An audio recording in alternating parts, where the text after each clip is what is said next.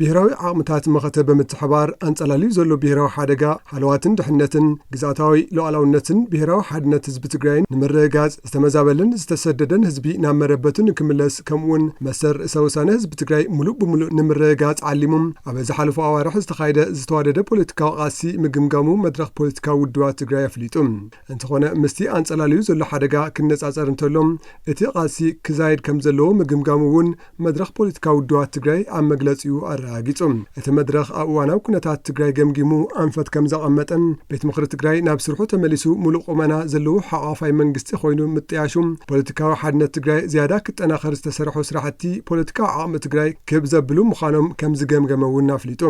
መድረኽ ፖለቲካዊ ውድባት ትግራይ ነዚ መሰረት ብምግባር መንግስትን ህዝብን መኸተ ዘበርኹ ስራሕቲ በግዜ የለን መንፈስ ክፍጸሙ ሓላፍነቱ ከም ዝዋጻእ አራጊጹ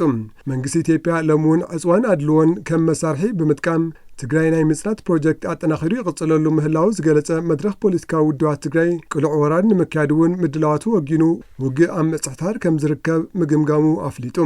መንግስቲ ኢትዮጵያ ነዚ ሓደገኛ ፖለቲካዊ ደው ኣቢሉ ናብ ሰላማዊ ፖለቲካዊ ድርድር ክምለስ ዝጸውዐ መድረኽ ማሕበረሰብ ዓለም እውን ነቲ ኣብ ልዕሊ ህዝቢ ትግራይ ክፍጸም ተሓሲቡ ዘሎ ወራር ኣብ ትግራይ ጥራሕ ተሓጺሩ ዘይተርፍን ንኢትዮጵያን ነቲ ዞባ ናብ ከቢድ ቅልውላው ዘእቱ ምዃኑ ብምርዳእ ኣብ ልዕሊ መንግስቲ ኢትዮጵያ ጸቕጢ ክገብሩ ኣተሓሳሲቦም መድረኽ ፖለቲካዊ ውድባት ትግራይ ንህዝቢ ትግራይ ኣብ ዝሕለፎ መልእኽቲ ድማ ህዝቢ ትግራይ ከም ቀደሙ ሓድነቱ ብምስጣም ኣብ ጎድኒ መንግስቲ ብምስላፍ ምድላዋት መኸትኡ ክውግን ጸዊዖም ትግራይ ምስ ጎረባብቲ ህዝብታትን ዓድታትን ዘለዋ ዝምድና ድማ በቲ ተጀሚሩ ዘሎ ኣገባብ እናጎልበተ ክኸይድ እቲ መድረኽ ምስ ህዝቢ ተሓጋጊዙ ሓላፍነቱ ከም ዝዋጻእ ብምርግጋጽ ሰራዊት ትግራይ ሰላምን ድሕነትን ህዝቢ ትግራይ ብዘውሕስ ደረጃ ብሓይሊ ሰብን ብቴክኖሎጂን ክጠናኸር መድረኽ ፖለቲካዊ ውድባት ትግራይ ሓላፍነቱ ከም ዝዋጻእ አረጋጊጹ ሰራዊትና ብሓይሊ ሰብ ብሎጂስቲክስን ብስነ ልቦናን ተጠናኺሩ ወሓስ ህዝብና ከይኸውን ኣብ ውሽጥና ኣብ ደገን ዝግበር ዘሎ ዘመተ ብዕቱ ክንቃለሱ ኢና ዝበለ መድረኽ ፖለቲካዊ ውድባት ትግራይ ሰራዊትና ንምፍራስን ንምውንጃልን ኣብ ውሽጥን ኣብ ደገን ዝግበር ዘሎ ምንቅስቓስ ንምፍሻል